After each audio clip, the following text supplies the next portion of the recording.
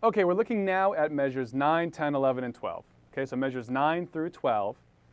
And the title of this chapter is going to just be, reharmonization, or reharming, as it's often called.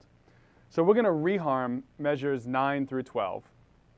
And it's going to be a bit advanced. So we're going to see some of the concepts that we've already talked about. We're going to see the idea of creating motion in the harmony. We're going to see the idea of tritone substitutions. And we're going to see this idea of that sus4 to dominant altered resolution. So it's kind of a hodgepodge of some of the things we've already talked about. But I think it's very illustrative of how you can create motion without having to use, a whole bunch of just crazy chords. All these chords make sense. So we're also going to talk about, why they make sense. Talk about the theory. Again, the reason I spend time talking about the theory is not just to give you something to play. Giving you something to play is great, and we're all for that. But we also want to teach, why it works, so that you can go ahead and build on that in your own studies, in your own music, and all that stuff. So we're trying to fill that database of yours. So here we go, looking at measure 9, 10, 11, and 12. Let me just play very slowly, maybe a couple times, what's going on in these 4 measures so you can kind of hear it. Then we'll break it down and talk about what it is. So here's the pickups to measure 9. Oh.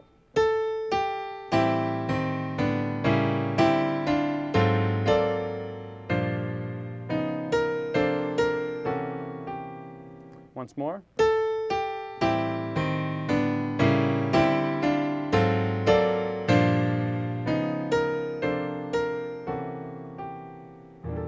All right.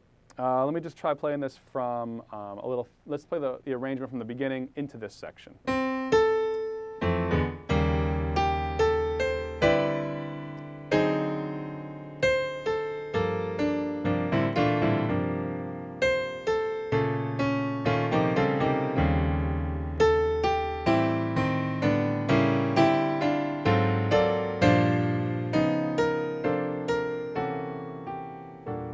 All right, so there's measures 9 through 12.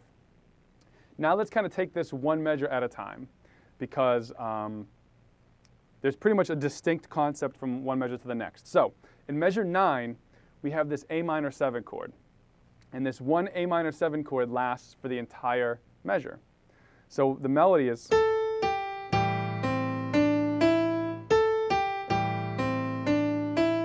Right, that's pretty much, I'm playing the pickups for measure 8.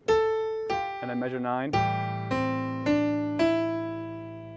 So there's not a lot of harmonic motion going on there. And there's not a lot of harmonic motion going on for the next 3 measures either, because in measure 10 we just have a D minor 7 chord for the whole measure. Measure 11 we have a G minor 7 chord for the whole measure. And measure 12 we have a C7 chord for the whole measure. So we really just have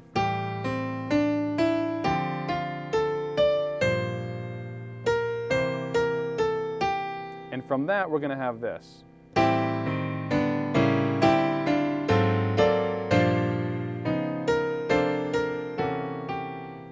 All right, so back at measure 9 now. What's going on? Well, the idea is to create some contrary motion in the harmony.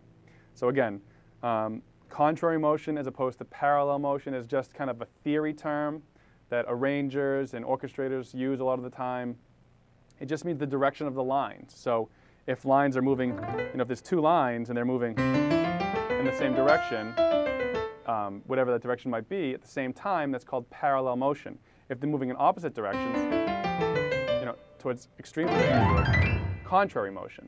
So contrary motion is something that we kind of like in harmony. It's a strong, has strong pulling motion, pulling you to the next thing. So we're trying to kind of create some harmonic motion. And since the right-hand line is going up,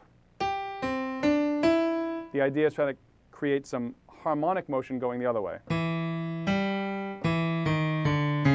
So that's what's going on. So let's look at first the right hand, because the right hand is very easy to explain. Thanks for taking a look at this video. If you'd like to be notified the next time I release free content on YouTube, you can click on the subscribe button on this page. It's absolutely free to subscribe to our YouTube channel. Now, if you'd like to study with me for free for 30 days, click on the Piano Success Playbook in the bottom left-hand side, and you'll get 30 days of lessons absolutely free of charge. I look forward to working with you in the next lesson.